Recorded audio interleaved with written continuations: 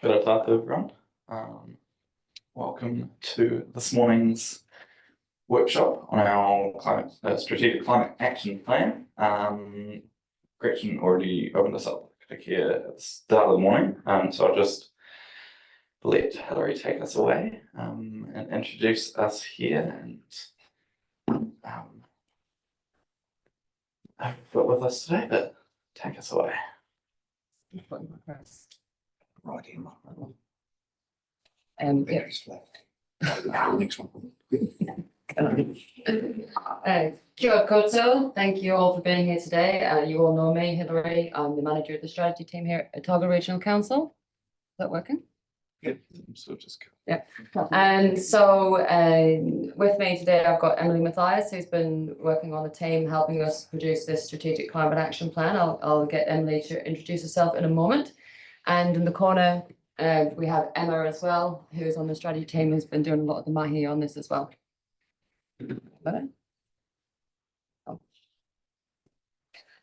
So thanks for being here again. And this is the second council workshop that we're having around our strategic climate action plan. We had one a couple of months ago, and we received some really great feedback and some good ideas from the councillors, and we processed all of that information and disseminated it. And it's fed into the strategy as it's looking today. And since that last council workshop, we did have another check-in session with the council working group. And so really appreciated the time that those councillors gave to us as well.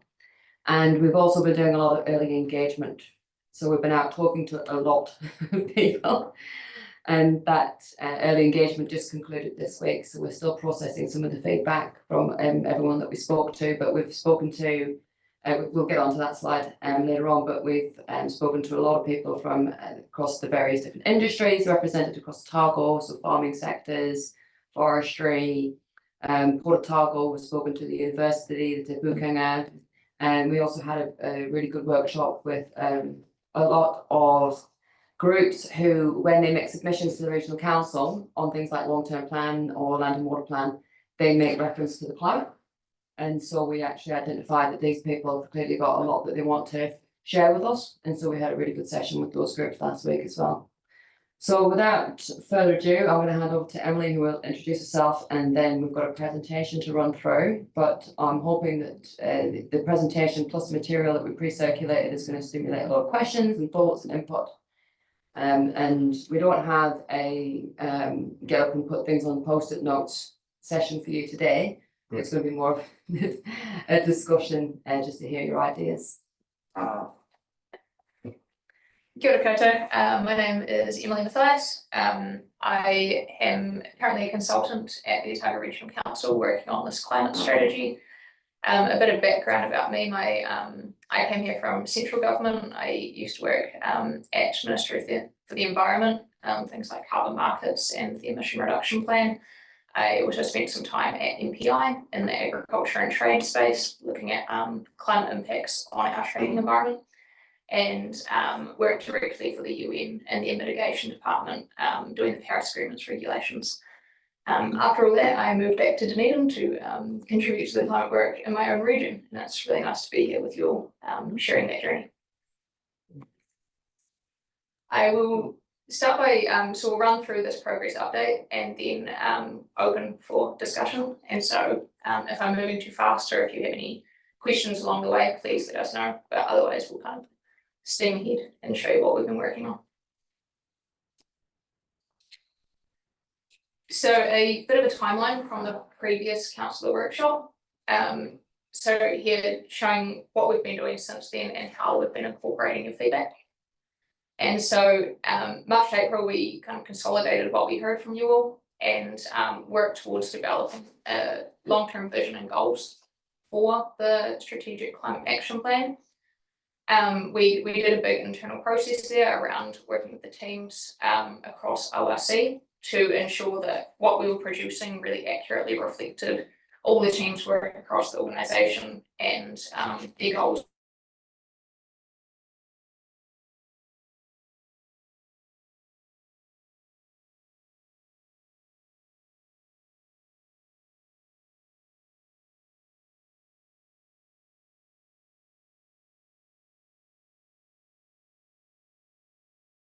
looking to finalise the draft for public consultation in June and kind of make that look pretty for going out at the end of June for that to be launched in August. And then looking to the council meeting in October for adoption if all goes well. And so just to rejig our memories about why we're doing this all, this has been coming at us from many directions, and we know that climate change is constantly raised as something the community is really demanding of ORC to do more work in, and also that climate change is inherently impacting many areas of ORC's work. And so it's already an assumption that we need to consider in a lot of our work, like the natural hazard space and the engineering work we do around the region. And so that's reflected in things like the long-term plan and the regional policy statements already. There is also a number of declarations and other public documents where climate has been raised specifically. For example, the local government leaders' climate change declaration in 2017. And so this has been kind of coming forth in many ways, and we're hoping this strategic climate action plan, which will term the SCAP, is bringing that all together in a really cohesive way. What we've been thinking about throughout this process is making this a strategy that we can deliver on, and making sure that what we're doing here is really valuable to the way we work. And so as we've been thinking about that, any great and bright ideas we're really having to think about, can we actually deliver this? So thinking again about what is ORC's functions and what we have the ability to influence, and that delivery realm is a really important one that we're thinking about along the way.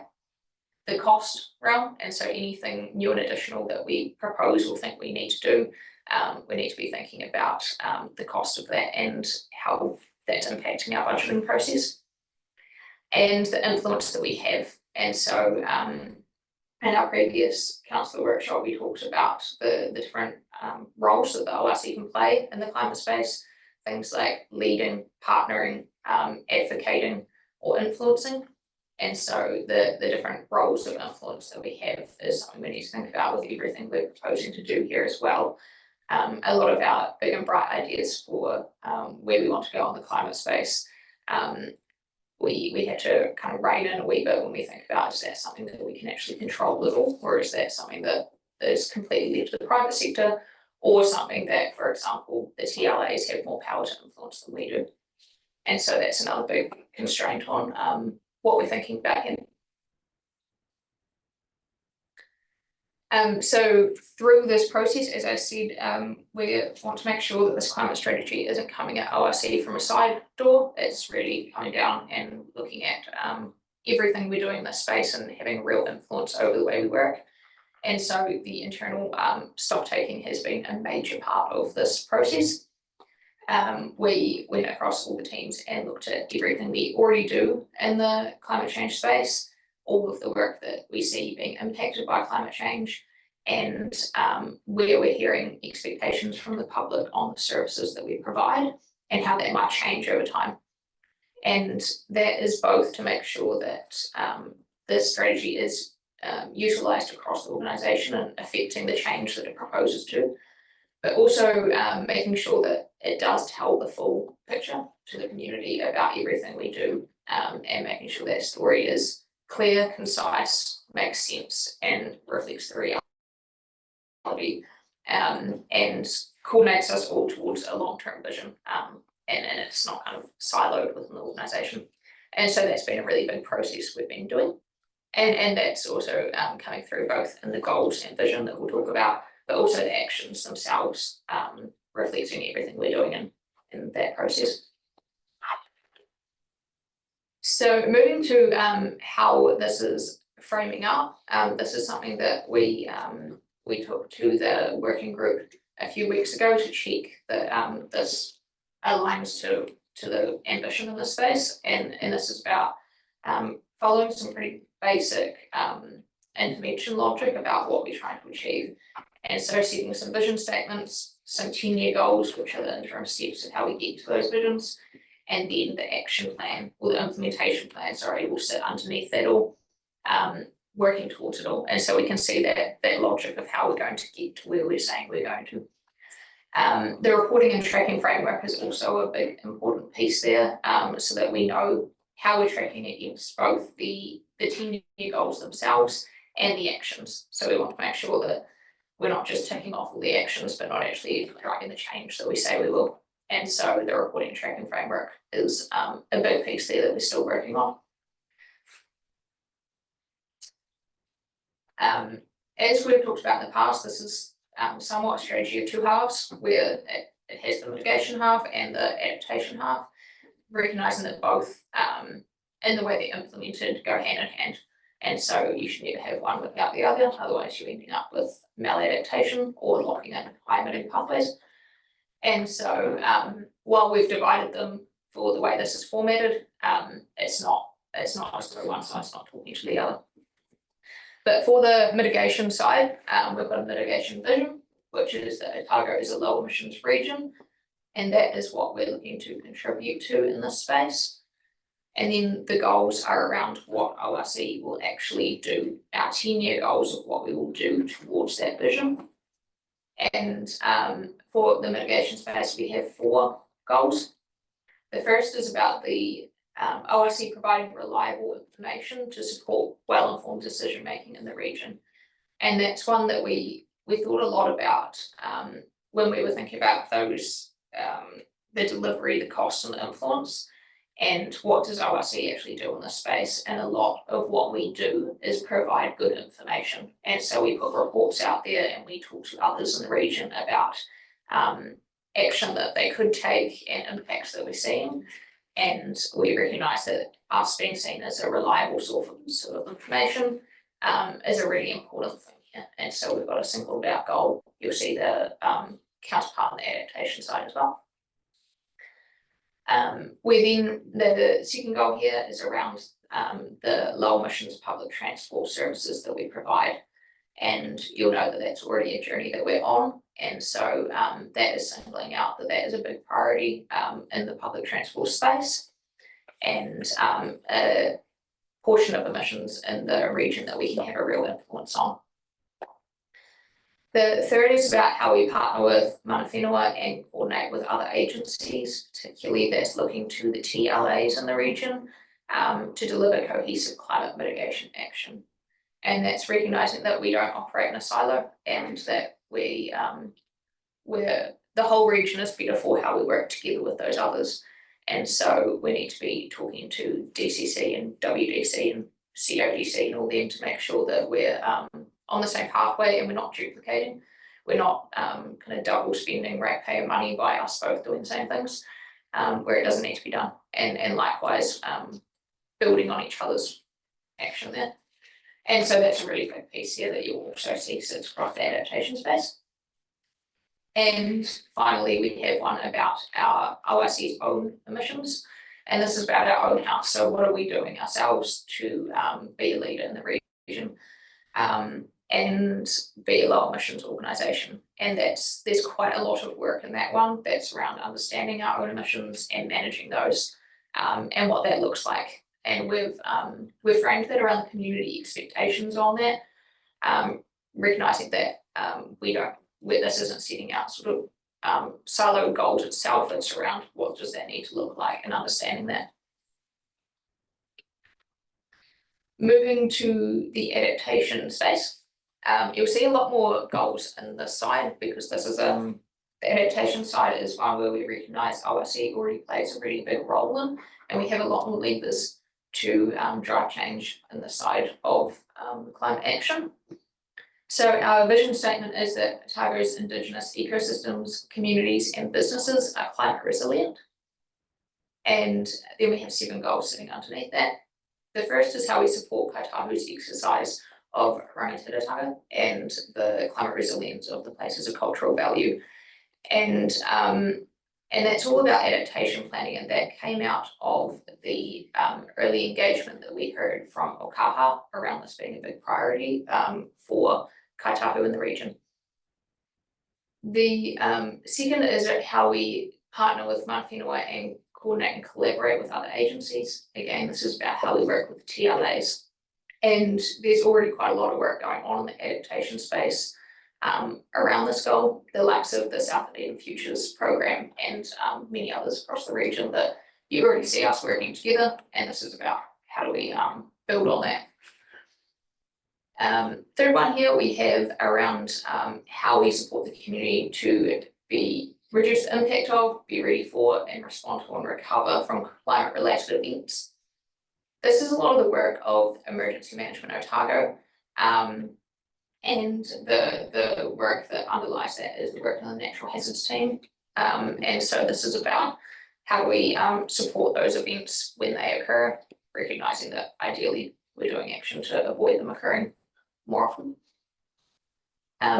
Fourth, we have the same one around the information that we provide to the region, and this is again where we do a lot of work already. We have a lot of things around climate change risk assessments, natural hazard risk assessments, and how we're supporting the region to be aware of how things may change and what preparations need to go in place. And so that's a really big one here, as it is in the mitigation space as well. We then have a singled out one around the climate-related biosecurity threats, and that's recognizing that with increasing temperatures, we're going to see different biosecurity threats coming forward, and how we manage that, and the impacts on the region there. And likewise, we have another one after that around the resilience of Indigenous biodiversity. That's already a big role of the ORC, and we already have a lot of work programs around that. And we also are in the development of a biodiversity strategy, and we recognise that those two things need to go hand in hand because they're very interlinked. And so this specific goal speaks to that connection between the two, and will act as a check to make sure that they're coordinated in what they're trying to achieve. And the final one here is again about ORC's own house. It's about how climate resilient our operations and our infrastructure are. And it's about both the way we work, but also the infrastructure that we own around the region, the likes of flood banks and pump infrastructure, and what's the long-term climate resilience of that, understanding that and managing that better. And that's again a pretty big job. I recognise we're moving quite quickly, so please let us know if we want to stop at all. Do we want to take? Do we want to take questions? Yeah, we have one. Yeah, all right. I'll go to Kate and then Andrew. Just when I looked at this last night, and your first vision, with the one about being low emissions is absolutely fine and it's great, but the alternative to that is, apart from reducing consumption of energy, is what is the alternative? We are rich in energy in Otago, and with hydro, and we've got 2 locally owned power networks, but I didn't see any of those stakeholders being ones that we were talking to and understanding the energy piece here. We had a really good challenge yesterday from Pierre about the potential with electricity and power generation. We've had some interesting discussions about draft land and water plan, about micro hydro and hydro generally, and great, we're not going to be siloed, and that's great, but I just am checking that that whole energy piece is in there, because low emissions means actually higher regenerative power use, and I'm just wondering where that fits in, because it seems to be disconnected at the moment. Sorry. Yeah, a really good question there. That was the energy sector was a sector that we reached out to early engage on this plan, and we didn't get a response from them. And that was disappointing, but we kind of we did hear from a lot of the organisations that we did engage with that energy is a big concern in their low emissions plans, and so that's something that we'll be factoring in the action plan, is how do we make sure that that sector recognises us as a needing to work alongside them and kind of increase that collaboration in the future. And happy to take this offline. I'm just interested if that's energy, when you say energy, is Transpower, or is it the energy companies, or is it the transmission local companies? Because they're all different, and as I've said yesterday, the energy system in New Zealand is opaque and needs to be made more transparent. I think we've got an advocacy role there, but that's why I want to highlight it. So I believe we reached out to Contact and to Meridian and Aurora, and I'm looking at Emma just in case she can remember who else we invited for the energy hui. Mercury and Pioneer. Yeah, so it's not, and I don't know if it's that we didn't hear from them or if they just weren't able to attend the webinar that we offered them.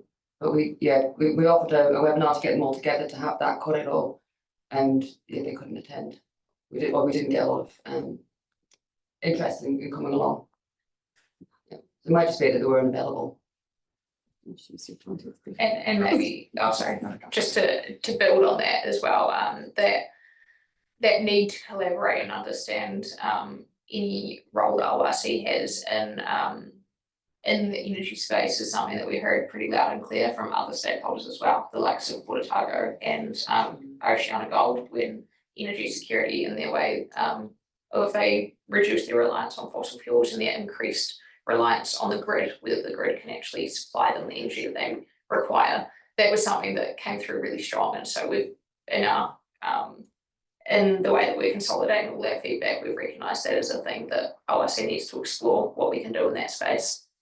But look, that's fine. And I'll take the last one is reference to a distributed network. Then it's the only other part that is absolutely important for the second goals. If you want to be resilient, you need a distributed network, and that's where we're, because it's so opaque and actually so muddy, we do it's so hard to get. Thank you. Councillor Moon. Thanks, Mr. Chair. Adaptation vision talks about Indigenous biodiversity. Oh, ecosystem, sorry. And why I asked the question, what it's limited to Indigenous ecosystems for the last couple hundred years. That's been impacted by a whole lot of exotic species, and a lot of ecosystems have adapted over that time. So I'm just wondering why, and sorry if this was a conversation that was had at the previous workshop, but I was just trying to understand why it was limited to Indigenous ecosystems, because a lot of legislation, whether it's at national level or further afield, international level, doesn't differentiate from a climate change perspective the difference. But I don't know, I may be off track. No, not off track at all, and that's again something that we've discussed internally quite a lot. When we were coming up with this vision, I guess there's a few components that added to that, but this was something that was discussed in the early engagement feedback as well. It was a point that we heard very conflicting views on, some saying this must be just Indigenous, and others saying, no, actually these exotic species are an important part of the economy as well. And the reason here why at this stage it's still limited to Indigenous is because it goes back to the ORC and local government's role according to the Local Government Act and the RMA. It really limits what we can do in relation to biodiversity to Indigenous. And so there was sort of we didn't want to suggest that we have more power than we do, or kind of more role than we do with non-Indigenous. And likewise, we considered that a lot of that non-Indigenous species and economic value sits in the business and community, the business and community side of this vision. And so, for example, those non-Indigenous species that are part of plantation forestry, we're considering in the role of business here. So when we say businesses are climate resilient, that's taking into account the non-Indigenous species and ecosystems there, and we're still singling out those Indigenous ones as well. And so we sort of considered that's taken care of by mentioning the business community is climate resilient as well, and that still ensured this isn't too inconsistent with the RMA and our roles there. And so that was the reasoning behind it, but it is one that we heard quite a lot of commentary around, and so we're taking that on board. I suppose my only response would be, this is about Otago, and important to take on that local flavour. But fair enough. Thank you for the response. Yeah. Mr. Langsbury, I think, on Zoom. Go to Councillor Malcolm. Kia ora, and this is just talking to that last point. Mana Whenua, and I'm talking Otago here, is just starting some work with regard to our thinking around biodiversity and specifically Indigenous biodiversity as it relates to resilience. And I think the timing will be well to provide feedback into the development of the adaptation work that's going on at the LRC. So it's a bit early for us, and we will need to spread that to the other rūnaka to be able to provide a definitive position. But it's certainly a continuation of the initial discussions that are reflected in the report we can see in front of us at the moment.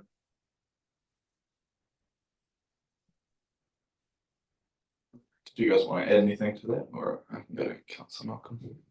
Just to acknowledge that and appreciate that we're actually speaking to Otago later today about this, and we're hoping to explore those opportunities for collaboration. So, sorry, it's a kaha today, Otago is next week, but appreciate that. Thank you. Brilliant. Councillor Malcolm. So if it's our intent that the business and other communities look after the non-Indigenous species and create their resilience, it actually doesn't show that there. So I just wonder if we need to have that reformed to say that that is, we've left that responsibility with it. It is a reasonably important part of Otago. No, I don't think we're saying that we don't have a responsibility, but our focus around the non-Indigenous is in the biosecurity space rather than the biodiversity space. And just to add to that as well is in the biosecurity space, it's also a big part of that goal 2.2 that we saw, that we collaborate to and ensure that that business community can make well-informed decision-making around the non-Indigenous species. And so we do a lot of work that we think can feed into ensuring the climate resilience of that non-Indigenous biodiversity in the way that we can support the business community to make good decisions, but recognising that we don't really have too much of an inherent role in the biodiversity of that when you go back to the RMA and Local Government Act. And so we kind of couch that under that goal 2.2 and how we support businesses to do that. Yeah, hopefully that clarifies. Yeah, but it doesn't give me a direction that that's actually what you're trying to achieve. It's, yeah, I think it's quite, because it really, it's really saying to me that we're only looking after Indigenous biodiversity. Can I just ask what are you actually meaning when you say non-Indigenous biodiversity there? Well, a pasture species would be one. Would be So agriculture is well, not necessarily agriculture, but lawn, I suppose. But yeah, in reality, yeah, agriculture and Otago. So Yeah. agriculture, horticulture, forestry, all those. Green urban spaces. Yeah, yeah. So nothing. I would have thought that Otago is not diminishing the importance of Indigenous biodiversity, but they're just, we have got a lot more than that to look after, and that's not reflected. Well, I you don't guys believe in there. respond to that then. Yes, and I think that you're right, and perhaps it's not clear at first glance of this, and that's the similar feedback that we've had. The way that we were trying to represent that here was that our role, Regional Council's role in looking after non-native species is really insofar as that it impacts on things like agricultural production. And so we saw that as our role there as being really around the climate-related biosecurity threats, because we were talking about risks to the region's economy. It's really some of those risks are going to come from current or emerging biosecurity threats as the climate changes. So we saw that sitting under goal 2.5, but again 2.2, we can provide information about what is likely to happen in terms of the climate and how it's going to impact on our species, native and non-native. And so that feeds into our goals around helping a resilient business community. And in terms of ORC's role for non-Indigenous biodiversity, we see that we have a role there where that non-Indigenous biodiversity supports Indigenous biodiversity. I don't think, I could be wrong, but I don't think we have a role in trying to maintain and support non-Indigenous biodiversity if it's not for agricultural, commercial reasons, or unless that non-Indigenous biodiversity supports native biodiversity. Getting confusing switching between biodiversity and biosecurity.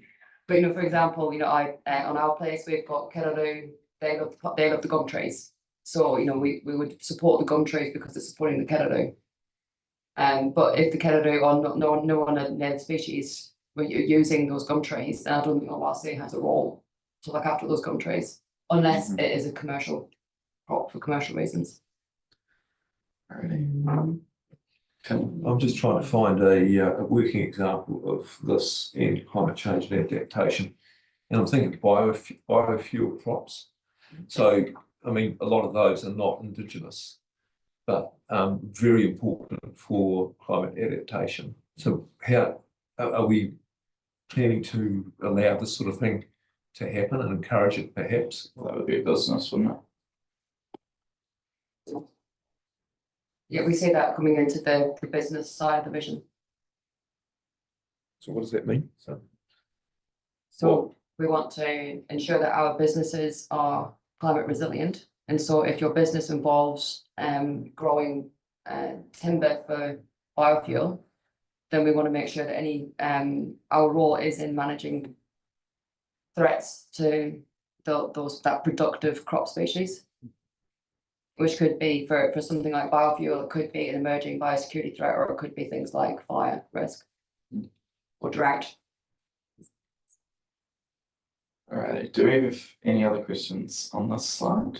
Spoken Just following that, so municipal treescapes, those established green spaces you have around urban areas, where do they sit? And when we talk about urban spaces and the climate resilience of urban spaces, where we might have a role is encouraging green spaces, because it does help with well-being, it helps with resilience of the communities in general, it also helps with heat dissipation in urban spaces, I understand. Sorry? Flood mitigation. Flood mitigation, it could be a nature-based solution in an urban environment. It could be that those green spaces support Indigenous species as well. Now, I don't think native bird perching isn't necessarily selective about which tree it's going to all the time in urban spaces, but in terms of actually if it is a completely non-Indigenous ecosystem, if it's not supporting any of those other things, then I don't think we have a role, but it inevitably would. Can I just add, part of our function under the NPSUD is around delivering well functioning urban environments. So green spaces come into that, and the green blue network as well. So there's a double pronged I suppose role in terms of maintaining those green spaces under another piece of legislation. Thanks. And so that would come under the communities part of that, Councillor Robertson.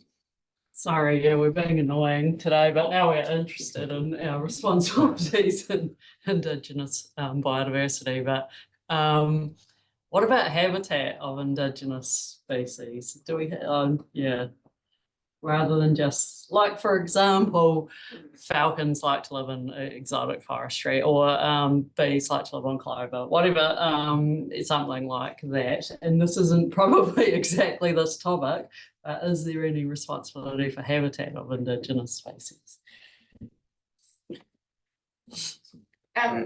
Thanks, yeah, absolutely. That I think comes in inherently in that goal 2.6, and that to support the resilience of Indigenous biodiversity, the resilience relies on the habitats and that role there, and especially when we're talking about that, maybe on the earlier point around those urban spaces where that falls into the TLA's responsibilities. We've also kind of singled out the goal there around how we work with those TLAs to ensure that they're that we're coordinated in all of our work. And so where those lines are blurry between us, ideally those goals around working together better will make sure that we're more coordinated and kind of cohesive across those blurry lines. And so that's where that the actions might have a blended a blended system of where we lead and where we influence and where we partner. And so those are the ones where you might see more of those.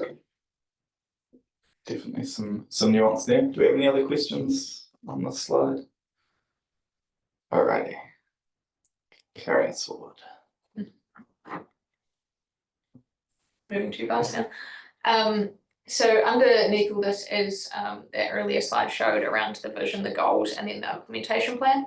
And the implementation plan is what we see as the active part of this, which will be updated over time and more regularly. Ideally, the goals, they're 10-year goals, and so we hope they will endure 10 years. And the implementation plan should have actions that rotate according to our progress on that. So once we deliver an action, we'll be looking at what's the next step towards that goal, and it will be kind of constantly moving. The implementation plan is essentially all the actions that we're going to do, and we have a comprehensive action plan, which is detailing everything within that, which we're hoping to put out in that public consultation process. Don't have all of them on the slide because there is heaps, as you may have seen in those material that we sent out ahead of time. But it essentially gives the overview of everything we're already doing towards climate work and some possible new proposed actions. An important piece there is that at the moment, the action plan looks like our BAU largely, because this is a new strategy, and we're taking where we are now and where we want to go. And so the first iteration of it will look like where we are now, and over time that should start to look like a lot more where we're trying to go. A major piece in the new proposed actions is the gaps analysis, and I'd say that's the most important part, is to having a successful strategy is understanding what you need to do to actually achieve your goals. And so that gaps analysis, while it's only one line, it's sort of an absolutely critical piece of this, is that we need to understand all the goals that we've set, where are we now, what do we need to do, what do we need to change, and what's the timelines towards that. And that should, out of that, pop out all the new proposed actions that we're proposing to do and how our work program should change.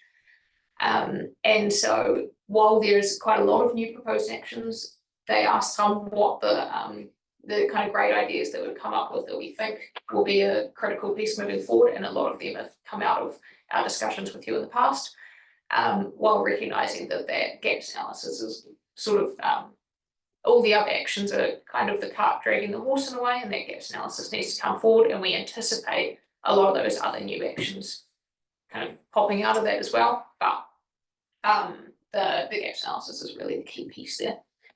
And so we kind of provided that what we've got at the moment to you ahead of time, but I won't delve into the detail of all the actions here because there's too many to take time.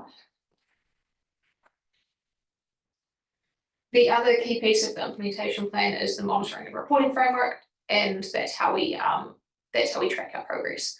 And so we've an important piece here is around how we report and monitor our progress, and making sure that is reporting on the outcomes, not the outputs. And so that will include reporting at the centerpiece, it will be the reporting on those 10-year goals. So how are we actually doing on these goals rather than what actions have to be delivered. We will also be reporting on the actions that we've delivered so that we can see if we're making really good progress towards a goal. Is it actually because of us, or is something else in the ecosystem of where we work driven that action? And likewise, we'll be able to see possibly we're doing a lot of action, but we're not driving the change that we want to see against that goal, and we can go back and reflect on that. And so we're hoping to get that full piece of the picture by reporting on both the outcomes and the outputs. A critical piece there is the indicators that we're using, and to make sure this is set up for success and it's not contingent on any promises that we don't have yet by way of budgeting. We're trying to use, so far as possible, indicators that we already have and that we already have data regularly coming in from. And so a lot of that is surveys, the assessments that we already undertake, the monitoring data that we already do on things like biodiversity and biosecurity, the budget information that obviously we have on an ongoing basis. And then ideally, we want to make sure we're getting that emissions reporting data a lot more comprehensive, so we can start managing that on the emissions reduction side. At the moment, we have pretty good regional data on that, and we work with the TLAs to also get that in from them. And the organisational level is where we have some progress to make. So to run through the early engagement process that we've undertaken, we've talked about it a wee bit, but to overview of what we targeted in this process, it was really on understanding what's really going on in the region and where's the most effective space for ORC to operate. And so a lot of the questions that we were going into the early engagement asking were, what are these organisations or sectors already doing in the climate space, and how can we work alongside them to add the most value? And that popped out of that were some opportunities for collaboration where there's synergies, and also where we can see this climate action is already progressing really effectively without us. How do we make sure we don't become a barrier to that and encourage it further? And also, especially with the TLAs, we were looking about how do we protect against duplication and any counterproductive efforts. So if we're all producing emissions data for the region, how do we make sure we're not kind of double spending all the ratepaying money across the region, or making sure that we're doing that in a consistent way and that we're all using the same methodologies that underlie that, so it doesn't look like they're misaligned. We also checked some feedback on the SCAP so far, and so we presented those vision and goal statements and got some of that feedback. And we've already made some changes according to that early engagement process to those goals and visions. Others, we're still kind of building that in as we go, so they may change ever so slightly. Our engagement with Mana Whenua has been more difficult than we would have hoped, on the basis that we heard there was limited resource on their side to be able to engage with us on this. And so about a year ago, we were engaging, and we heard that key theme from Kaitahu from Okaha, that to focus on adaptation planning at the Rūnaka level. And so that informs those goals, that adaptation goals specifically around that. And now we're building on that and engaging with some specific Rūnaka to hear more feedback on that and how we can progress that. We're continuing that this week and next week, and we were engaged yesterday with Puketeraki, and so that's an ongoing process.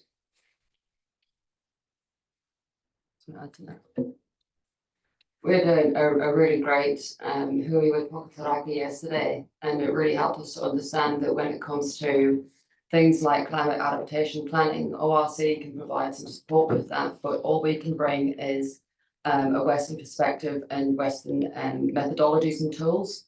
But for the various Rūnaka, they need to bring their Mataraka Māori perspective as well. And so what we're trying to explore is, how do you weave both together to come up with, because we don't have all the solutions, they've got the Mataraka Māori solutions. So how do we weave these together so that we can support with their climate adaptation planning if they want our support? So it was a really enlightening and thought-provoking hui yesterday. We're looking forward to having a similar conversation, hopefully, or something, whatever's going to work for Otago when we meet with them next week as well. So yeah, food for thought. But we say that support with the adaptation planning as being something that we would like to form a long-term enduring relationship with, if they would like our support. I do see that Alexa has her hand up, if we want to take that before we progress. Yeah, we can take a couple of questions. Councillor Forbes. Nora, thank you for this, Hilary. It's really interesting and good to see this going, and to your team too. I just wondered if there is a role for TAs to perhaps have something flowing the other way, so that TAs and stakeholders can indicate what information they'd like us to gather, and that may be equally useful for iwi, for mana whenua to let us know actually what we can gather for them. Yeah, absolutely. Thanks for that point. That was something that again was a big focus of those early engagement processes, was asking how could the ORC help those processes that are currently underway. And we heard some really interesting things in that process around, for example, the climate change risk assessments that we undertake and how we can make that more valuable to different stakeholders. For example, we heard around from a number of organisations making that more granular, making that more specific to different sectors around the region. And so at the moment it's quite high level. And so that was one area where we understood we can help that process a lot more. And there were a number of other suggestions, but that was, again, we welcomed everyone that we engaged with early to go away and sort of think about that further and then provide us submissions so that we can ensure that, you know, we're being as valuable as we can here. Thank you. Feel free to steal my mic there if that one keeps cutting out. Councillor Somerville. Thank you. Yes, look, I'm glad you brought up those risk assessments, because it seems to me that existing Otago climate change risk assessment and the other risk assessments we're doing, like the natural hazards risk assessment in Otago in progress, are really important. And I'm just wondering then if you could give a bit more clarification. How will we use that information? How will that information from those risk assessments guide our actions that we're putting into this plan? Absolutely, and happy to provide more information on that. So the risk assessments, the recognising at the moment it's quite high level, but it can still provide us really valuable information about those impacts of climate change we're likely to see in the region. And the way that we're using that to inform our work is around where do we need to plan for more climate resilience. And so that's informing really across all of those adaptation goals. When we're talking about being a climate resilient organisation ourselves, the risk assessment is telling us, okay, we operate pumps in a flood zone and those floods are anticipated to get much worse. How are we adapting our infrastructure to accommodate that?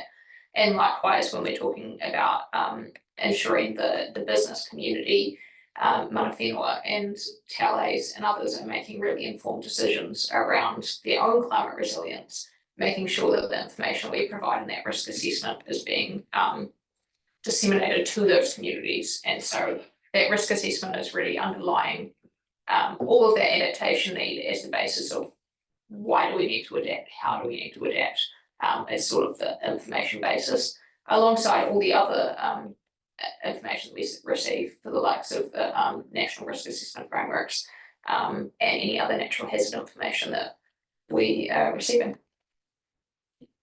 I'll just note that Jean-Luc's here as well, so could probably provide a bit more on that. Yeah, I just want to add, so when we presented the natural hazard risk assessment at the workshop a few days ago, we also presented the prioritization process. So the plan is really to use the outcome of the risk assessment to guide listing areas of priorities where we think natural hazard management is needed, and adaptation is one way to manage, depending on the complexity, depending on the scale of the issue. So that's being built into the long-term plan, the natural hazard aspect of adaptation, following the risk assessment that is going to be completed this financial year. And I guess, thank you. And I guess you've noted that the climate change risk assessment, the Otago one, is at a pretty high level and wanted to make that more granular. Where and how does that development of that risk assessment happen?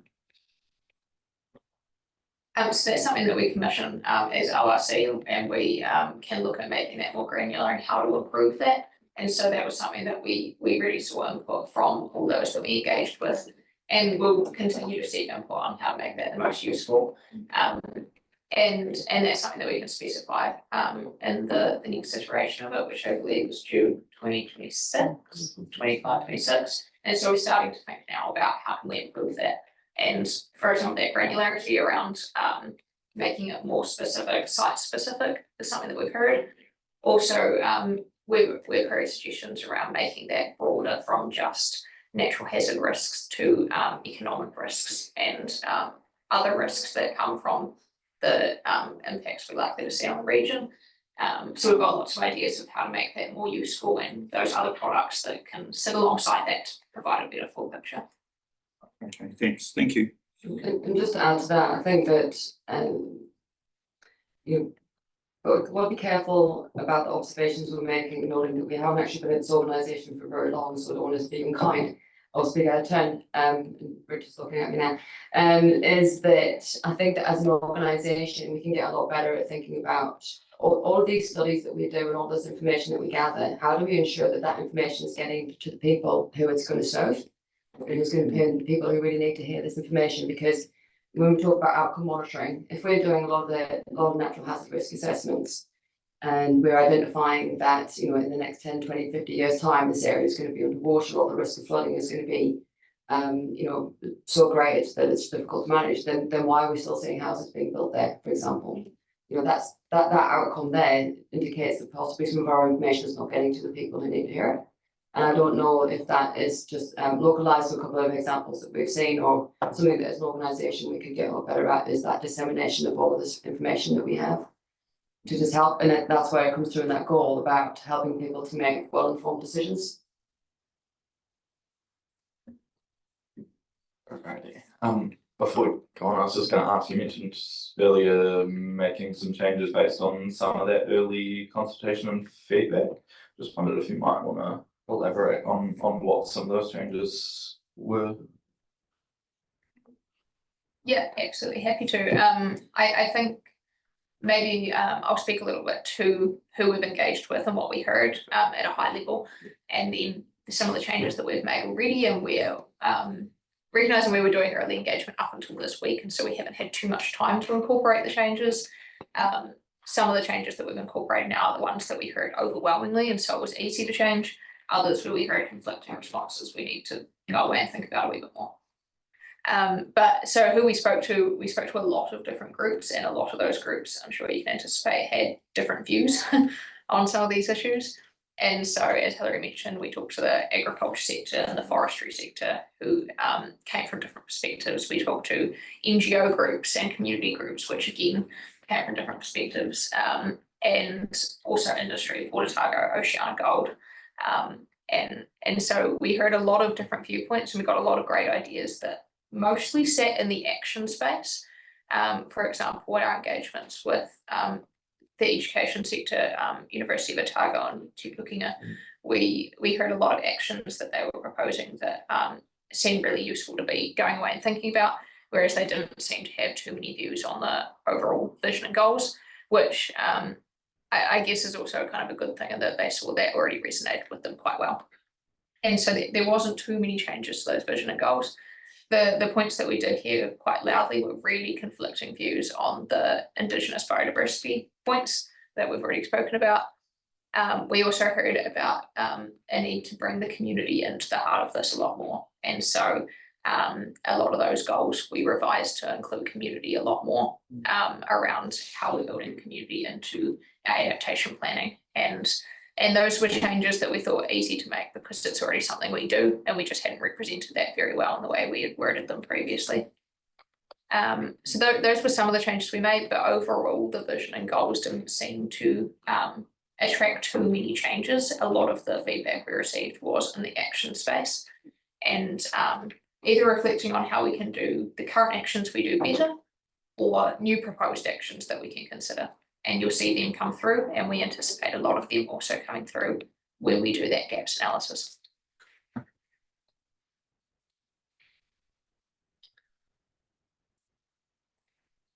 So moving to what we have identified early on here, and so this also comes through what we've heard in the early engagement space around big priorities. And so even when we didn't hear specific changes or recommendations, there were a lot of key themes that we aggregated out of that. The first was understanding a lot of questions that we're receiving is how you're going to get to those goals based on your BAU work programs. And so that's where that gaps analysis was sticking out both as an inherent thing that we should be doing for a successful strategy, but also something that the community wanted to see us do a lot more. Another big theme that jumped out was ORC acting as a leader for the region, and that we need to be demonstrating what we're saying to others. And so we need to better manage and understand our own emissions and our own climate risks and the resilience of our infrastructure and our operations. And once we've gone on that own journey ourselves to become a leader there, we can speak with a lot more kind of integrity and authority to others about how the lessons we've learned and how we can support others. And so that was another big thing that we came through. Another big point that we heard, which Hilary already mentioned, came through as quite an important thing we need to be thinking about, is how is the information we're providing reaching those who need to hear it, and identifying that a lot of the stakeholders that we engaged with often didn't seem very aware of some of the information that we held that could have been useful to them. And so we identified there could be a bit of a bottleneck effect going on, and how do we fix that? And that could be some low-hanging fruit that we could probably fix quite easily, and that's a thing that we thought came through quite loud. And lastly was that coordination with the community groups and the TLAs and how to do that better. And so a lot of the responses came through about how are we working with the others that are also on this journey, and that was something that we internally recognise we should be always striving to improve, and something that came through as an expectation on us as well. And so these 4 areas were where we identified sort of early on, if we prioritise these in the plan, this is where we can probably make some really good wins early on. And also recognising that we have a small pot of money set aside for any new and additional actions, and this is the areas that we may funnel that towards. Should we take some questions on these priorities? I was just gonna first maybe questions and comments on that 4th one. The strengthening of our relationships should probably also be with the communities themselves rather than just the councils that are in charge of them, because they can improve our governance and staff relationships and stuff, if not on the ground as well. That's might not have as much of an effect. I think Councillor Scott, do you have a question? Yeah, cool. My understanding is my understanding is that climate change is in the main caused by transport and agriculture. Yeah. So of all the stuff that's been presented here in work and analysis and all that, what headway are we going to be making in relation to those 2 key issues? You've obviously mentioned PT, and I applaud that. But like, for example, transport, what are we doing to motivate people not to have 2 or 3 cars? What are we doing in the agricultural sector to reduce the number of animals? Because if we can crack those 2, isn't that the way forward? You've done it from there before if you want, just to say that that's kind of where we are heading, is looking at how we can do those things. I hope not. I hope and it's we've about got- actually dealing with the issue, which is methane. There may be other ways of dealing with that rather than reducing animals. I think we need to be really careful what we're messaging. Yes, sorry, not that specifically, but dealing with But the whatever it emissions is, from whatever those the sectors. solution is, so That's certainly what We we're jump to the solution. looking towards and looking at those actions. Yeah. And there's a lot of stuff, there is some transport stuff in those proposed actions currently on. Well, and that's that's got going to sent stop out. me. That's going to stop me driving the car. So I went out there and stopped the cars as they came to the intersection and said, "Do you know that the OSC is doing this, that, and the next thing? Is this going to stop you driving your car?" Don't think we'll be banning anyone from driving their car anytime No, soon. no, but I'm not. talking about banning it, but what I'm saying, there's a lot of feel-good stuff and all this, and 10 years down the track, like we're committed to the planet. It sounds like we're pretty much committed to 2.5 or 2 degrees warming, and then there's 3 degrees, then there's 4 degrees. I say it again, mitigation, transport, agriculture. What are we going to really achieve on the ground through this? We're getting a PT, which is only a small percentage of the people use it in Dunedin. What are we going to do? I'll let you guys take that if you want, and then come to these guys for Maybe questions I'll- as well, maybe I'll but jump Richard's in, 'cause gonna, it's- yeah. So previously, I understand the question, Brian. Previously, we've talked about whether or not the council chooses to write a regional strategy that has some high level ambitions and targets and things that we don't actually have the ability to control. They're not levers that are within our control. We've steered towards a first generation or iteration, whatever you want to call it, of this plan, focusing specifically on the levers that ORC has, and public transport's one, because we're in control of it and can deal with it. And as a secondary thing, looking for relationships and collaboration with other agencies who all have an interest in this, and we can support them through information and all of the other things you've seen today to start driving some of that change. But it's not a direct lever we have. We can't just wave a stick and do some of the things you're suggesting that we do, but we can try and influence and collaborate and get some of those outcomes in a secondary way. So that's the direction the team's taken in terms of this first iteration of the plan. Focus on some things we absolutely can control, get them in the plan and deliver them, which is always a good thing to do. And as a secondary thing, try and build our credibility in this space, our relationships in this space, leverage the other things that are going on with all these other agencies, with a view in the future potentially to expand this plan into something that is more of a regional focus and starts to drive change through ORC's plan that we just don't have the leverage to deliver at the moment. Yeah, well, my response to that would be that the community actually sees this as a leader. So, maybe we actually do need to identify, what we can do. It just seems to me, okay, I mean, I could just say it's great, but it's such a slow burn, whereas the climate change thing's on a different profile. I don't disagree, but we're trying to set up Well, something. yeah, well, you don't disagree, but, but we're not actually doing anything. We're just making ourselves. We are doing something. You're seeing what we're doing. We're just not doing it at a speed you're happy with. So that's a discussion for you guys to have around the table. Absolutely.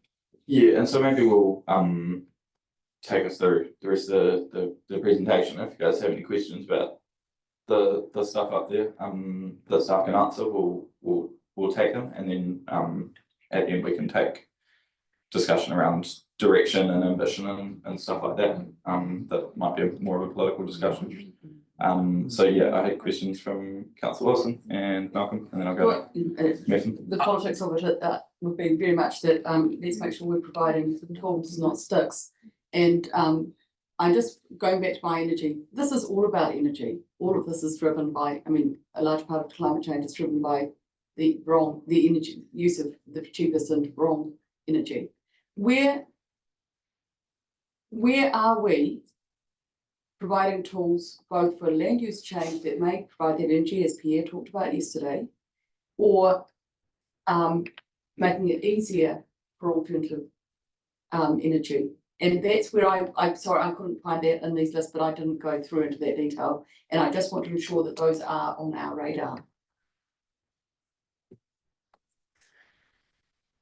So the mechanisms that we might have to encourage or allow or facilitate anyone who wants to establish a renewable energy generation plant, whether that is a dam or some solar or wind. some wind, is that we could indicate through the regional policy statement some policies, to try and set steer us in a certain direction. I'm just going to look to Anita though, because I do understand that one of the items in the RPS that's actually under appeal or has been submitted on is around some of the permissiveness of our policies around renewable energy. that right? No, no. No, I'm not saying no, I'm saying I'm not across the detail. There's 19 Environment Court appeals, so I'm not sure. I don't think it's on one of the High Court ones. It'll be in, so I'm not sure. Oh, probably, you're probably right. So we through the regional policy statement, we can indicate some of our regional priorities. But obviously with any of that, any kind of change in land use, there are other effects that have to be considered at the same time. We through some of the actions, we did touch on some of the regulatory functions of ORC, but we have actually most of the actions that are in this first generation of this action plan are non-regulatory, and so non-regulatory incentives it might look like funding or some kind of eco-fund grant for people. We want to expand eco-fund into energy. I'm not saying that we should, but all of that requires funding, and in this first generation of this the implementation plan, we don't have that funding set aside. So we could, when we do our gaps analysis, and we had, if it is identified with the gaps analysis that we should be promoting or facilitating or helping more people to set up renewable energy facilities, then we would look at what tools we have in our box or what we have within our sphere of influence, and then we'd have to put a business case together to bring it to the council for it to be resourced. Okay, sorry, going back a step, and I'm sorry, but I think this is great stuff and it's really good discussion, and I'd love to be spending a lot more time today doing it, but we're not going to be. Can I just understand, because we failed to manage to do a hui, does that mean that that opportunity is lost, or is there going to be another chance to, you're going to keep on pursuing that and bringing in people like Powernet, I presume, as well?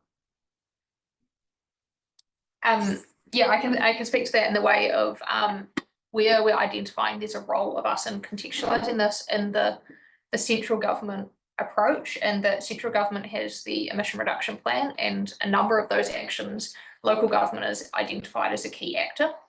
And within that, I guess this also speaks to the points around agriculture and transport.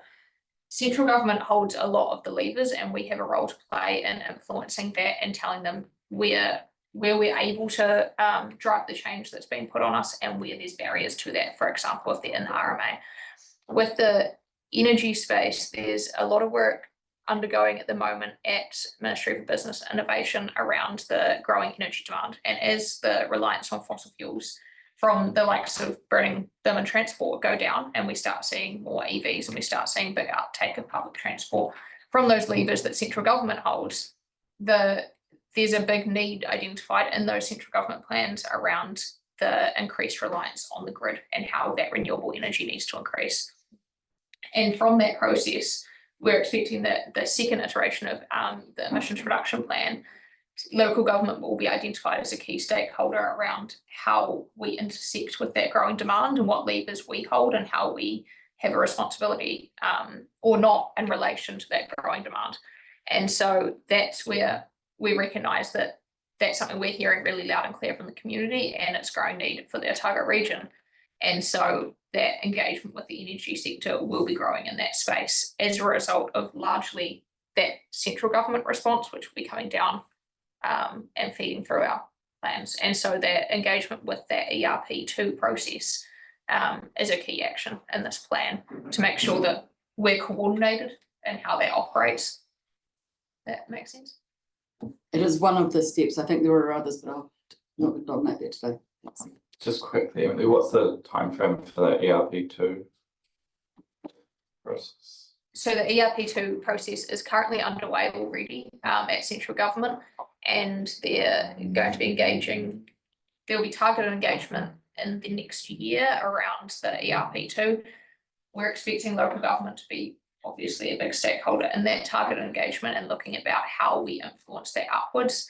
And also that's where we can deal with things around where we're seeing those more local impacts. For example, the Climate Change Commission is currently providing advice on the targets for the region and the kind of wider climate change response, and that's where we were feeding in that a lot of that central government information and plans that's coming out isn't very region specific, and that the impact on regional economies is something that we would like to see more of in that place. And so there's a big role there for ORC in this plan of how we influence up as well as how we work down. And because they intersect so closely in terms, including in regards to the roles and responsibilities we have according to the acts that we are bound by.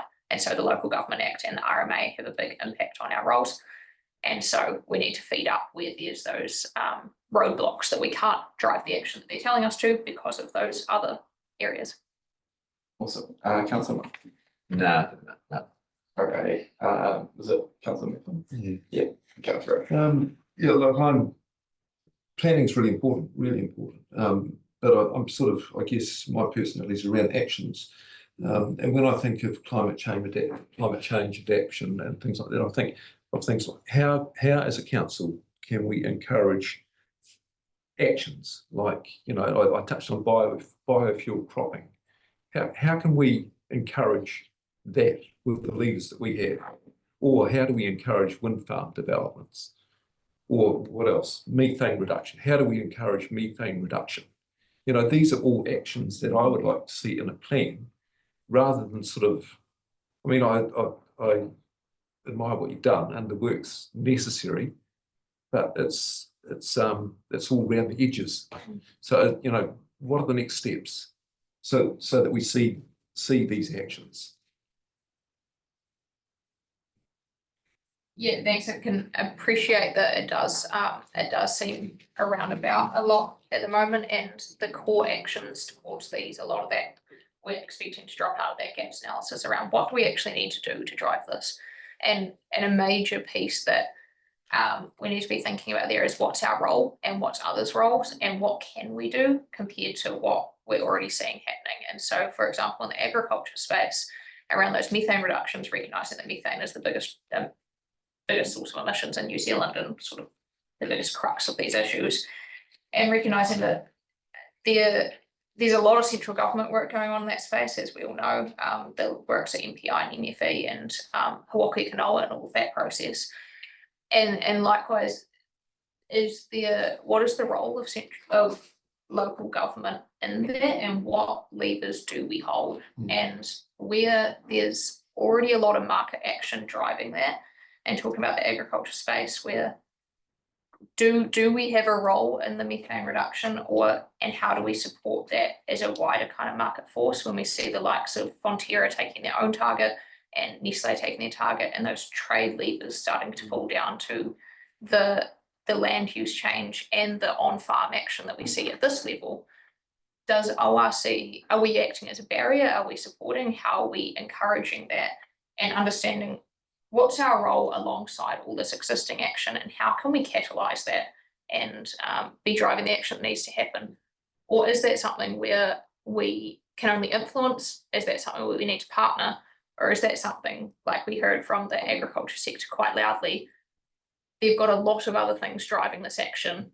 ORC is essentially, we're not having too much influence on that because that's actually coming at the market level. So if you were to do a sort of a SWOT analysis, strengths, weaknesses, opportunities, or that sort of thing, and you wanted to make a difference tomorrow in the easiest target, you know, for climate adaptation, I would imagine you would look at the levers that we have today that could make a difference tomorrow. Do you know what those levers are?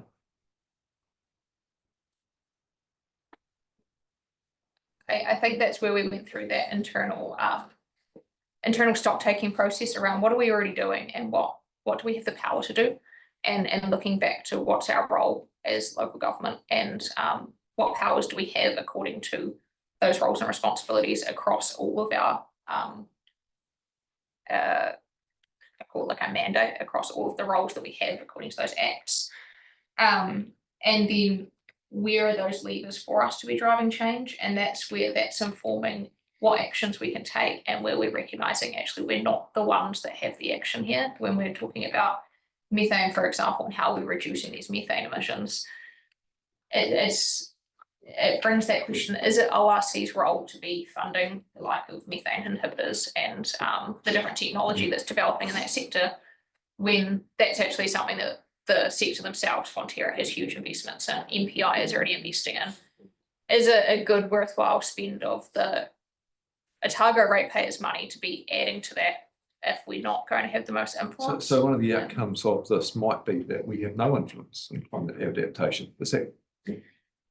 I think that what we're trying to identify through these goals and why we made all the goals quite specific around different thematic areas is each of the goals relates to where we've identified we can have an influence.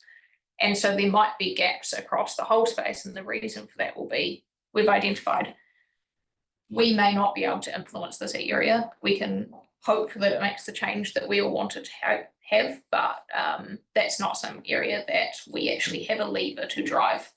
And that's where it might fall more into that influencing space. For example, if it's a responsibility that actually sits with the TAs, is that an area where we can provide them the information of what ORC's thoughts are on it, where we do have the ability to influence, but recognising we're in a partnership role there, or we're in an influencing space rather than a leading space. So is there, I mean, our responsibility might just come down to hazard management then, in terms of climate adaptation. I mean, when will we know this? And so that should be in the action plan. You'll be able to see in the action plan what ORC has identified we can do. And you'll see a lot of that is around the hazard management space. And so in the adaptation space, that's somewhere where we do have a really big role. If you're looking for the breakdown of everything ORC can and can't do, that the action plan is providing that overview. Okay, thank you. Councillor Somerville. Thanks. Look, this is comment rather than questions. And look, I agree with my fellow councillors that of course we need actions, but we don't want random actions, which is why we need a plan. Yeah. So thank you very much. And Emily, I think what you've been talking about is sort of what I was going to say around those areas too, but maybe from a slightly different angle. I think the regional council is very well placed. By being this regional organisation, we can see what's happening over the whole region and what different groups and agencies are doing. And I've got that your slide on page 4 there, where you talk about influence, and you've just been talking about that. What can we control? Where do we influence and partner, or where do we leave it to someone else to do it? And that is really important, it seems to me, because that's about the good use of our resources. If someone else is doing it, that's good use of our resources to stay out of that. But to be able to look at that overview, and then if we're talking about climate mitigation, this goal number 1.3, we will coordinate, collaborate with other agencies and communities to deliver cohesive climate action, mitigation action. You know, with our knowledge of what's happening, we can say, yes, we don't need to do anything there, we can help here, we can provide some more direct input here. And some of these things are already listed in those listed actions, I can see, but there'll be more to come with that gaps analysis. So it looks to me, so yes, this is heading in the right direction. Thank you. Councillor Scott, and I'll just briefly say, I don't think anybody was advocating random actions. It was all about effective outcomes. And my sense is that there's a lack of leadership in this space. So everybody turns up at the table and basically says, this is what I can do, and it's very limited, and somebody else is going to do it. Ideally, you know, central government is obviously has the greatest opportunity in terms of levers, but I think my sense is they're going to come up with their own reasons not to be pulling them. And I think if we're waiting for Fonterra to lead the way on this, we'll just leave it at that. I've got Councillor Forbes and then no. Alex, over to you. Kia ora, Roger's just getting my tech sorted out here. I just wanted to say that it is so attractive to think we might have a particular lever we can pull. And there just isn't such a thing. If there was, many others would have done it before us. There isn't. And even if there was a really obvious lever, like suddenly ban all the cars, we would not have the mandate to do that. And so what our job here is to provide a direction. It's a strategic plan. So that means that we're setting the compass for where we want to go and bringing whatever small bit of heft that we have got to the party to enable other people to pull what tiny levers they can. And so our job is to support the parties who can get things done. So my one real thing that I want to do is to make sure that we're listening to the parties that have levers that they think they can pull, and to make sure that their feedback comes into here really, really well, so that we are working together. And we do get to provide some leadership because we are the one authority of this entire large region that actually has the authority to talk to everybody that can do something. And that's what I see our role to do. So in that way, setting the strategy is really, but we're kind of doing it. And I think this is a really good step. For most of us, or for many of us, it won't be going far enough. And I get that. And there's not really obvious action except to pull everyone together within the authority that we have. I just wanted to make that clear as we start thinking about, we want direct action. Well, we don't have that to do. Thanks. Yeah, thank you. And in terms of, just to add to the conversation about influence and what action this plan would result in and what levers we should be pulling, tomorrow. So, I'm going to get quite conceptual now, but the way I say this strategy is working is that in terms of its immediate influence, it's a strategy for our organisation, a strategic plan for our organisation. So it's got a very, if you think about the sphere of influence, it's very vertical down over our organisation and our operations and what we do. But within the implementation plan, there's actually quite a lot of collaborative initiatives. And through the engagement process with all of these different parties, we've been asking them, what are you already doing in the climate space and how can we help you? And so we haven't woven all of those through into that implementation plan yet, but there will be actions in there where, whilst this is primarily a strategy that has a vertical influence downwards over everything that we do, through the implementation plan, we're actually having an influence horizontally to other players in the region and what other people are up to as well. So, this influence is not just in a silo. The implementation of this plan is actually going to have tendrils reaching out across the region as well. In terms of the levers that we should pull tomorrow, if we think strategically about this, if we want to be a leader in this space, then we really need to get our house in order. And as an organisation, to do that, we need to understand our own carbon emissions, and we need an emissions reduction plan, and we need to do something about it. Because for us to go out to the community and tell the people, you need to be reducing your methane, you need to be stopping driving your cars. If we're not walking the walk and talking the talk, then strategically we're going to end up with egg on our face and we're not going to get very far. So in terms of levers to pull, I think that number 2 really sings that I think that's really, really important for us to get right. Similarly with our infrastructure, if we're out there telling people you need to be climate resilient, you need to be thinking about where you put in your homes, you need to be thinking about what's best sensible land use and development, you need to think about the risks that you're facing. Are we confident that all of our own infrastructure is climate ready and that it's the right solution for the future? So that getting our house in order piece, number 2, in terms of our emissions, but also on the resilience of our operations, our infrastructure, even our ability to do business is going to change in the next 10, 20, 50 years. Do we understand that well enough? We are putting plans in place to ensure that we are going to be climate resilient as an organisation, and that the infrastructure that we've got out there is climate resilient as well. And so to even start us on that process, it's going to take a lot of funding, it's going to take a lot of money, it's going to take a lot of time. So we have very limited funds to start to implement these new actions or BAU plus actions. For the next couple of years, we've got $250,000 sitting there for the next 3 years that we put aside in the long-term plan. That'll be swallowed up really, really quickly, even just trying to get our own house in order. So in terms of levers that we should be pulling tomorrow, my strong recommendation would be that lever right there.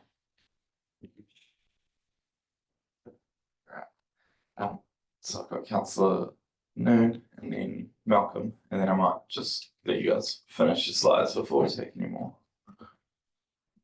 I just concur with what Hilary has said. I think really, really important to get our own house in order. Number one. Number two, methane emissions. It's obviously a topic where we have a view. It's worth noting that the industry across the board, methane emissions have actually stabilised and have actually declined in the last decade. And the reason being, stock numbers have reduced, generally speaking, because performance on a per head basis has gone up. So, from an economic perspective, you don't need quite as many as you used to have. Pay the bills. The other thing, obviously, urbanisation, obviously forestry, the increase in forestry and the change from stock farming or pastoral farming as well. All those have had influences on a reduction in methane emissions. So I just thought that was important to note. So it's actually happening out there in the community. We don't need to tell them what to do. Walking the talk. Councillor Malcolm. I understood that the RRC's been around since 1989, and it's only now that we're actually getting a plan to deal with this. So it's a strategic climate action plan. So perhaps we should have done this many, many years ago. In fact, we've had other opportunities to get into the space, even in our last term when Wise Response turned up here, giving us an educational tool so individually people could understand how they're adding to emissions and climate change, and how they could actually on an individual basis reduce that impact. So but we turned councillors around this table turned that down, which I thought was a great way to start. So so it is really good that we are getting an action plan. That will give us, once we've done that gap analysis, will give us the possibility of tools. But the comment you just made about our infrastructure, while we've got a set of money aside, it's my understanding, even in our strategic asset plan that we're doing, is climate change adaptation is filtered all the way through that. So within our organisation alone, we're actually factoring in resilience for climate change anyway. So I don't see another need for a doubling of money or adding more money to that, because we're simply doing that within our. That pyramid's actually already, in my opinion, is already filtering down, and that's from the papers that we get that climate resilience is factored into that stuff. So, but if you do need it, That's right. So there's a number of actions that are funded through operational budgets. So PT electrification is budgeted and future operating costs. Obviously engineering factor that in terms of the work cost. So there's 250 there for new, and then as the information becomes available, there will need to be additional assessments as to is what we have budgeted in some of these other areas enough for what we want to achieve. But there is money all through our budget that speaks to this. It's not just the 250. The 250 is being put in there for those new things that we don't have included anywhere else if we choose to do them. Thank you. Alrighty. You guys want to take us through those last few slides? Yeah, absolutely. And maybe speaking to that a wee bit around the purpose of why we're doing this. A lot of it is to tell that cohesive story out loud to the community and communicate that a lot of this climate work that feeds into this goals we are already doing. Like you said, this is already factoring into our infrastructure conversations. And what we want this SCAP to do is say that out loud, tell that story, and communicate to the community that that we're actioning this stuff and we have a coordinated plan here. And so that's definitely feeding through there. Oh, that's it. We're actually done the presentation, so we're happy to continue the discussion, but appreciate all the feedback so far, and we've taken many notes as we've gone through that. Perfect. Alrighty. Is that a question? Yeah. Yeah. Only thing, when carry on with this energy piece. The energy piece is that no one knows exactly where, what, and how things go, and where the resilience or not is in it. Years ago, we, I think, supported some industry groups by doing things like LiDAR and getting that information for our own use as well.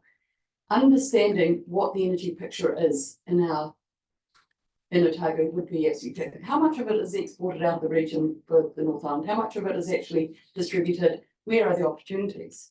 those are things that we could be showing some leadership on to get land use change, which is in a much better manner than using sticks. And that detail would be the sort of action I could say would be supported by every stakeholder you've talked to and the ones that you haven't talked to. Sorry, the ones that you haven't talked to don't want you to do that because they want to own and drive that. They do not want the grassroots development that Pierre was talking about yesterday that would be fundamentally change the resilience of our communities. It would enable that change to happen in the future that he talked about, if you've read his piece and read the electrifying website that he sent me to, which I know Kevin has. That's sort of really empowering stuff. And when that's the sort of change that we could be doing. Doing a whole lot of these things on the fringes or trying to use sticks won't get you the results you necessarily want. I have to say, and I appreciate it's under appeals, and I'm not quite sure how the CEO uses his delegated authority on those appeals. I am concerned on that where we've left some of the regen stuff in the appeals, because I think that is going to be the energy pieces, the stuff that may let us down in the RPS and the direction that that gives. But anyway, that's another, I don't know when that's inspected, I believe it does. Right there.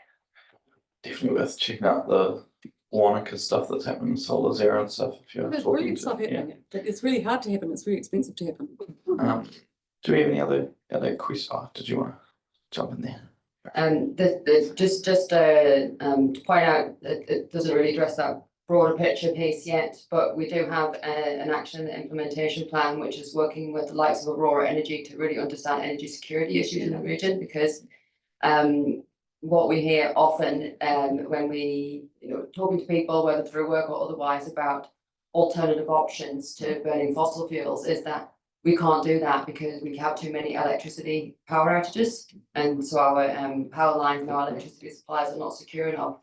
But understanding, well, it's actually true for the whole region. Is it, how many power outages do we actually see in urban centres versus, rurally?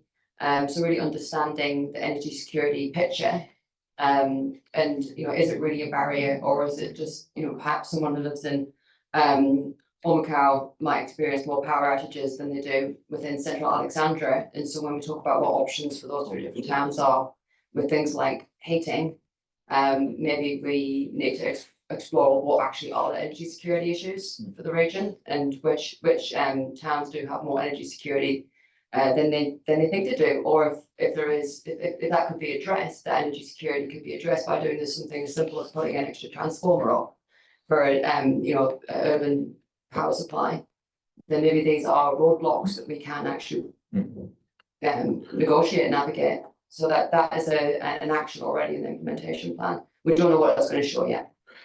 Did see that action. That's good to see. Do you guys see that big list? Obviously, you said there's going to be new stuff that'll come through that consultation and stuff. But those actions, there's something like the looking at the energy security picture as a sort of first step to other actions around energy.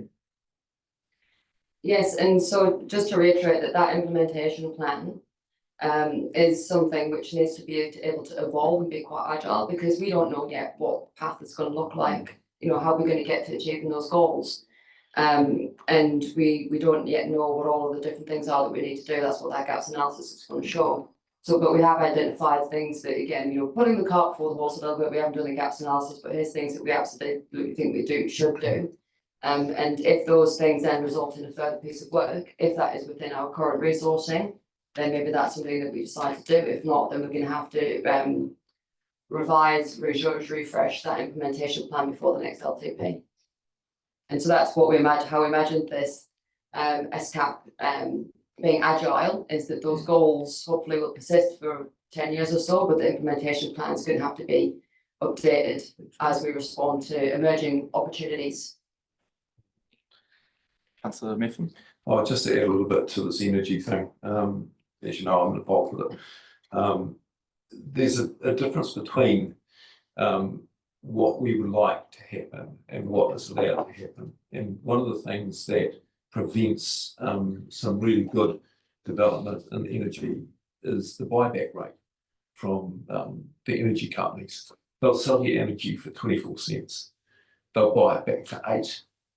You know, so that's what you have to overcome. It's, yeah. Councillor Noble. Yeah, Tim will know better than I, but my understanding that Transpower have a limit on how much additional power that they'll absorb from other power generators.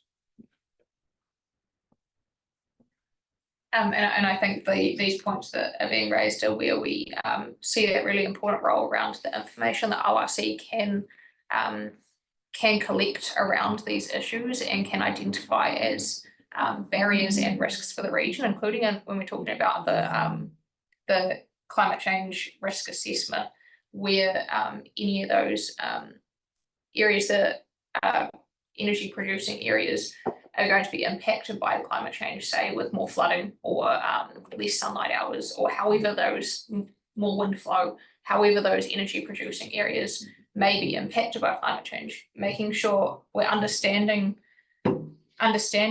what actions need to come out of that, and then understanding what our role is in that and how we're getting that information to the right people. And so whether we identify that there is one of the barriers is the buyback rate, feeding that up to whoever needs to know that. If that's not within ORC's realm of influence to change ourselves, how are we communicating that up to central government when they're telling us to put in more renewable energy? How are we communicating up, hey, this is one of the barriers, and this is why the uptake's not happening in the Otago region? And so that's that. How do we influence up just as much as we influence down, and identifying where each of these actions we're identifying sits within the ecosystem of all these different actors trying to do the best we can. There's some really simple solutions. I mean, solar on the roof and a battery in your house.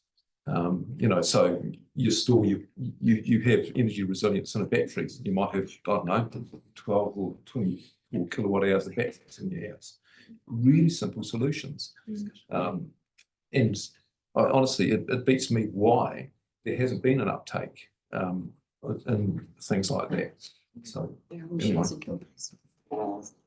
Alrighty, just running around, we do have a committee at 11:30, but we'll keep talking to 11:15 if we need to. Councillor Keller, floor's yours. Thanks. So, look, just to echo all of that, I mean, Hilary, you actually touched on it around that Omakau situation and Alexandra. And Alexandra is getting more scheduled power outages, so it's starting to learn what it's like to have your power out all day, because there is finally some maintenance being done around Alexandra. But certainly, having lived in Alexandra for a couple of years, power never went off, other than for maintenance. Whereas out on the farm, 6 kilometres out, it's off all the time. You know, to the point where I have IT issues, I have all sorts of issues because the power is never on, and never, it's very regularly off. And so then you have issues with heating and other, and it's off for events that happen. So our power network is fragile. And listening to Pierre yesterday, just saying, you know, the network's there, we could just be feeding in, but Aurora won't allow you to feed into the larger lines that they have. You've got the national grid growing over your property, there's no way you can connect to that. So, you know, our network is not designed for feeding power back into it. And then the power companies don't really want it because they have their own infrastructure they own that they manipulate, turn on, turn off when they want it, when the demand's there, and it's all their sort of cost per supply model that they have. So, you know, feeding it in it's always going to be at next to nothing. But then when we look at our own things we can do as a council, then our draft land and water plan has certainly driven us away from hydro, and it's driven us away from you know, the direction it's taking is no new in-stream dams.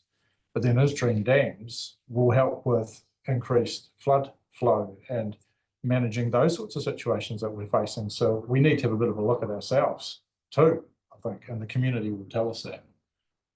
Thank you. Juani, I'll pop to you in a second. Just want to say, I agree with what you're saying about the energy security stuff, and that there is scope within here for us to be lobbying for more centralised changes, and that's already one of the proposed actions, not on this specifically, but you know, we do have scope to lobby central government if that's a lever that we want to be pulling. I did just want to touch on some of the discussion around centering the community early on. And some of the actions we've got proposed, I feel like there might be a sense that some of those actions aren't, you know, concrete or ambitious enough or anything. And I'm wondering, because obviously some of those more concrete and systemic actions aren't possible to put in at this stage. We don't have a plan for them. We don't have agreement about them. We don't know if there is the buy-in for that. But I'm wondering if there's a space under these initial actions for something that you almost sort of suggested earlier around some version of the eco fund,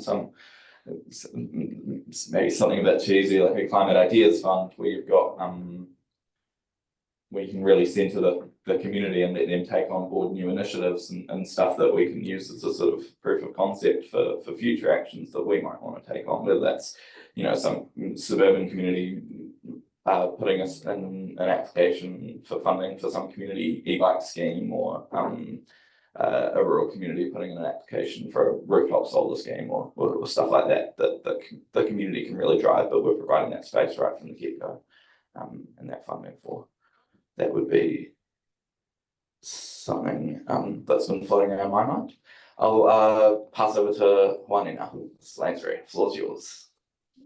Thanks very much. Just listening to the current corridor and working and living at the end of the Otago Peninsula, we had more unscheduled power outages than we do scheduled power outages. So we're already thinking about how we can address that as a community. Where I think there could be some value is where we're identifying barriers to energy resilience going forward, is where the council should probably be working at. So that's negotiating or working with the Auroras that provide the lines to move the power around to enable the resilience that's required. And when I say outages, we probably have one a month is probably the frequency. It has improved since they've started updating poles and those sort of things. But I think as we're going through developing the resilience associated with the plan, where there's barriers, I think there's a responsibility as the regional council to be working with whomever's putting that barrier up to see how it can be addressed.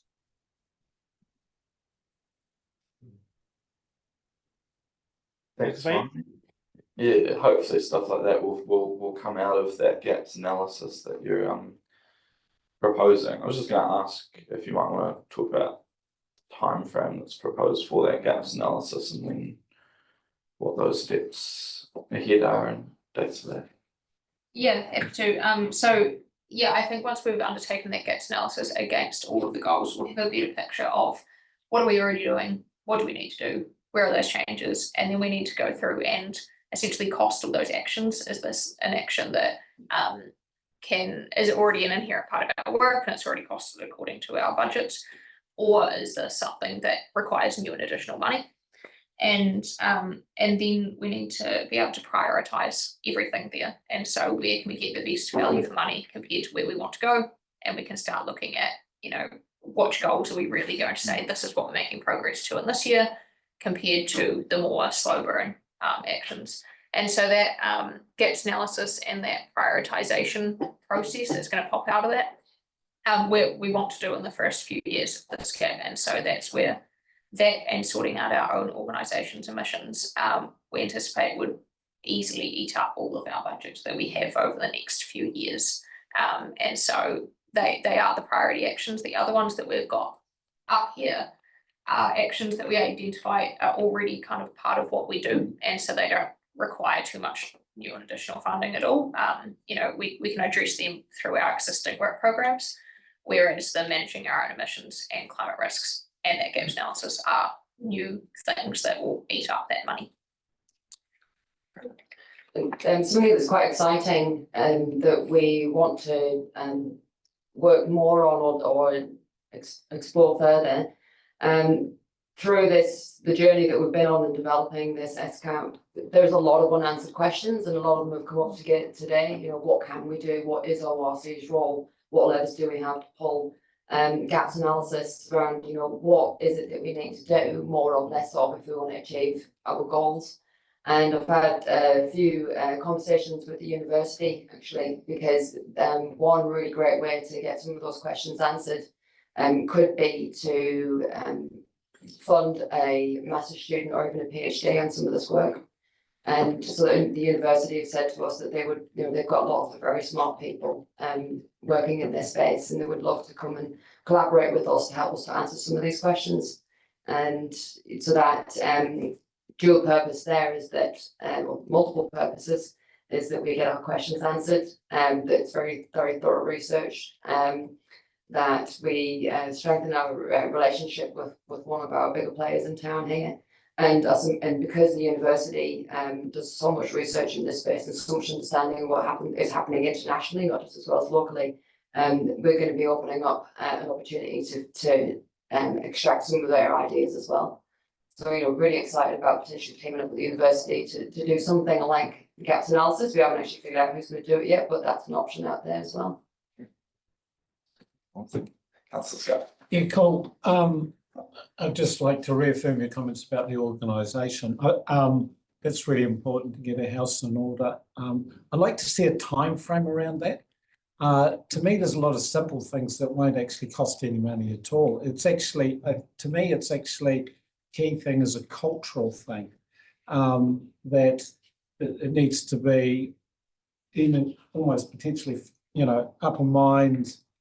What are the implications in terms of what I'm doing today in climate change? So we had a submitter, for example, the other day from Awaka that said that, there was a meeting in Awaka and there were 10 staff members there and there were 8 ORC cars there. That's something that we can do to answer Tim's question. That's something we can do tomorrow. That's a leadership thing. That's a cultural thing. And for the life of me, I can't understand why we haven't already. So it's one thing to understand our emissions and report on it. There's another thing to do something about it.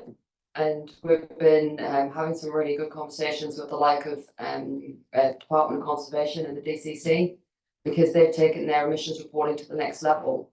And they're now starting to see everyday decisions being made with that, with the output in mind. So, every single day, if you know that your team's emissions are going to be reported on a team basis, you might be making different decisions every single day about with your emissions in mind, because this is going to be reported on at the end of the year. So there's a lot of little tricks and different ways of reporting on things that help to drive behaviour change, because you're right, it's those every single day decisions that are going to result in your total output in terms of what goes in your report at the end of the year. So why haven't we done it currently is because we don't report at that level. But our emissions reporting today has been somewhat limited. But as we improve and expand on our own emissions inventory. Yeah, I'm not talking about reporting at that level. I agree with reporting at a certain level, but I'm talking about on an individual level, actually taking some responsibility for it and making it a cultural thing.